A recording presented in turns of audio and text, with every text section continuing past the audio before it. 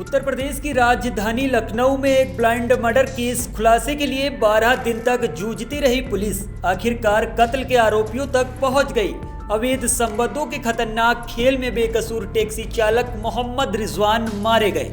Contract killers ने प्रेमिका के पिता की हत्या की सुपारी ली थी, लेकिन फोटो गलत होने से टैक्सी चालक रिजवान को कत्ल कर दिया गया। शुरुआत में इसे हादसा माना जा रहा था, लेकिन 12 दिन की जांच में पुलिस ने आरोपियों को पकड़कर इस दिल दहलाने वाली घटना का खुलासा कर दिया। घटनाक्रम मध्यागंज थाना क्षेत्र का है। दरअसल 30 दिसंबर 2024 की रात एक अज्ञात व्यक्ति की गोली मारकर हत्या कर दी गई थी। जांच में पता चला कि हत्या का असल निशाना इरफान अली नामक व्यक्ति थे, लेकिन गलती से टैक्सी चालक मोहम्मद रिजवान की हत्या कर दी गई। हत्या के मुख्य आरोपी आफ्ताब अहमद, जो कि पेशे से वकील हैं, उनका अपनी जूनियर वकील के साथ प्रेम प्रसंग चल रहा था। शादी के बाद प्रेमिका के पति ने आफ्ताब से मिलने से रोक लगा दी।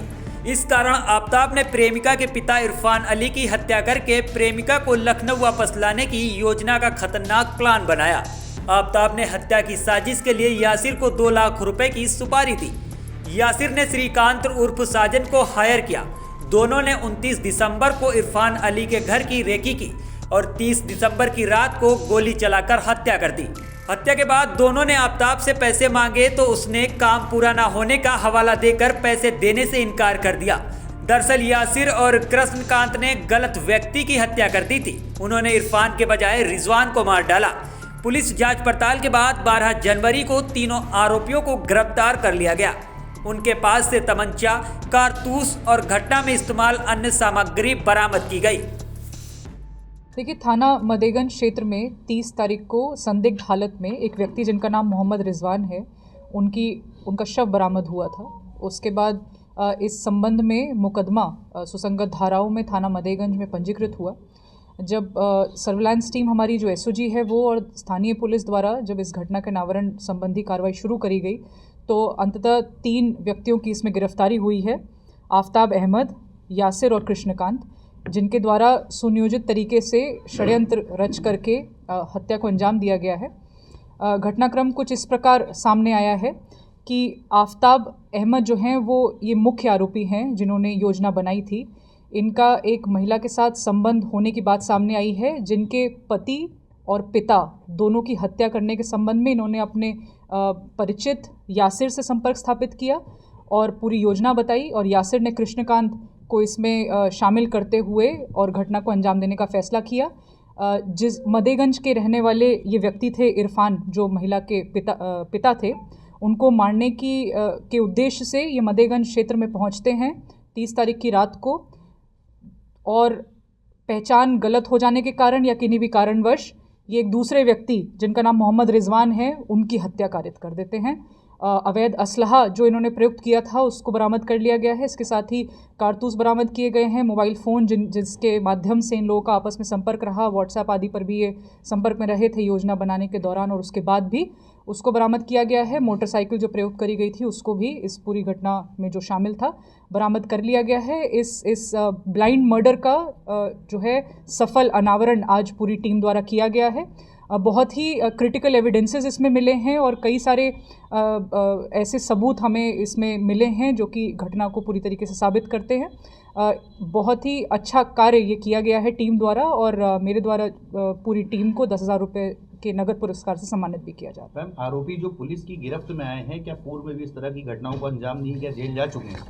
देखिए, जो कृष्णकांत हैं उनके खिलाफ 8 मुकदमे पूर्व में दर्ज हैं, जिसमें गोवध अधिनियम, आर्म्स एक्ट आदि के मुकदमे भी शामिल हैं।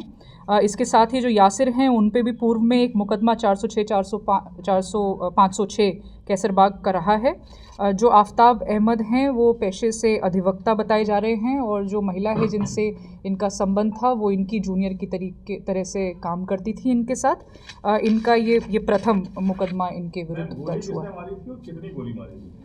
देखिए, जो अभी सामने आया है ये गोली जो है वो कृष्णकांत द्वारा मारी गई थी। मैम, 3 लोग थे, घटना क्या थी इसमें? आफ्ताब वहाँ पर मौजूद थे या पीछे से सपोर्ट किया, क्या था इनका? आफ्ताब, जैसा मैंने बताया, आफ्ताब अहमद जो हैं, इन्हीं जो कारण था, जिस कारण से ये घटना होनी थी वो यही थे और इन्होंने ही फैसला किया था कि जिस महिला से इनके संबंध थे उनके पति अमान और पिता इरफान, इन दोनों की हत्या कारित करवाने का इनके द्वारा ही योजना बनाई गई थी, जिसके बाद यासिर और कृष्णकांत के संपर्क में ये आए और 2 लाख रुपए में इस पूरी चीज़ को अंजाम देने का इनके बीच में फैसला हुआ था। और चूँकि गलत व्यक्तियों को मार दिया गया तो उसके बाद ये भी इनके बीच में लड़ाई हुई कि किस वजह से पूरा पैसा नहीं दिया जा रहा है। इसके संबंध में जांच चल रही है। कितनी गोली मारी थी? ये आपको और डिटेल्स उपलब्ध करा मैम, सीरियल किलिंग का ये पूरा मामला रहा है, 3 लोग रहे हैं, तीनों लोगों की अलग अलग भूमिकाएं रही हैं, तो किस तरीके से उसको चिन्हित कर रहे थे, कैसे मॉनिटरिंग करते हुए उस तक पहुंचे थे, हत्या करने के बाद जो शव था उसको ठिकाने लगाने की जो अगर बात की जाए, कैसे तीनों लोगों ने अलग अलग भूमिका निभाई थी? देखिए, इसमें रेकी करने के लिए जो अभी तक की इन्वेस्टिगेशन हुई है उसमें यासिर और कृष्णकांत मदेगंज क्षेत्र में गए थे, कहाँ पे ये कार्रवाई की जानी है। लेकिन फाइनली जो मारने का काम था वो कृष्णकांत द्वारा किया गया था। इस तरीके से ये पूरी एक्टिविटी हुई है। तो शुरुआत होती है आफ्ताब अहमद के प्लान से, यासिर के माध्यम से कृष्णकांत तक पहुंचते हैं, उनको हायर किया जाता है गोली मारने के लिए, हत्या करने के लिए, और चूँकि और पूरा पेमेंट फिर नहीं हो पाता है क्योंकि गलत व्यक्ति को मौत की प्रेम प्रसंग में पूरी ये घटना की गई है। क्या इसमें जो महिला की अगर बात की जाए उसका भी रोल अहम माना जा रहा है? क्या उसको इस घटना की पूरी जानकारी थी साजिश के तहत पूरी? देखिए, इसमें अभी कुछ पहलू हैं जिन पे जांच किया जाना शेष है, उसके बाद ही स्थिति क्लियर होगी। अभी उनको क्लीन चिट नहीं दी गई। मैम, जो अधिवक्ता थे ये बताया जा रहा है कि बाहर से गोवा में बताया जा रहा था जब हत्या की गई। देखिए, जैसा मैंने बताया, जो पूरा घटनाक्रम है वो उसी प्रकार है। मैम, ये जो गोली है ये क्या पोस्टमार्टम रिपोर्ट में गनशॉट है? क्योंकि कहा जा रहा था कि पहले गनशॉट नहीं है, क्या गनशॉट क्लियर हो गया था? देखिए, इसमें जो पोस्टमार्टम रिपोर्ट है उसमें कुछ विरोधाभास है जिसको लेकर के जांच की जा रही है। मैम, गोली कहाँ लगी थी?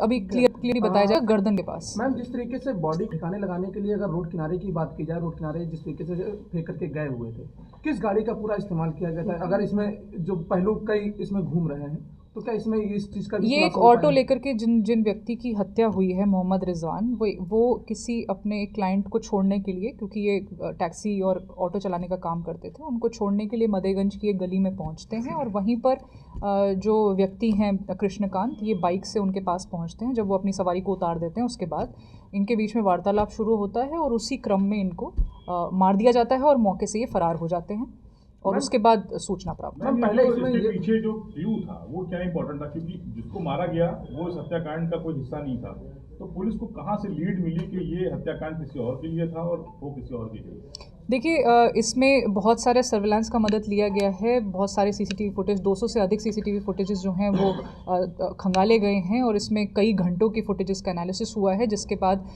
हम जब कड़ी से कड़ी जोड़ते चले गए हैं तो इस नतीजे पर फाइनली पहुंचे हैं और जो मेंस रिया एक्ट्रेस रियस है वो स्टैब्लिश हुआ है। ठीक है मैम। यासिर कृष्णकांत हर जगह दिखाई दे रहा है, अभी तक का आफ्ताब का नहीं दिखा है, ये कहाँ से, मतलब जब घटना चल रही थी जो ये सिर्फ प्लानिंग का ही थी, ये मास्टरमाइंड थे, ये कहाँ पे? क्योंकि जैसा कि मैंने बताया जा रहा है कि बाहर से हमें इन्वेस्टिगेशन करने में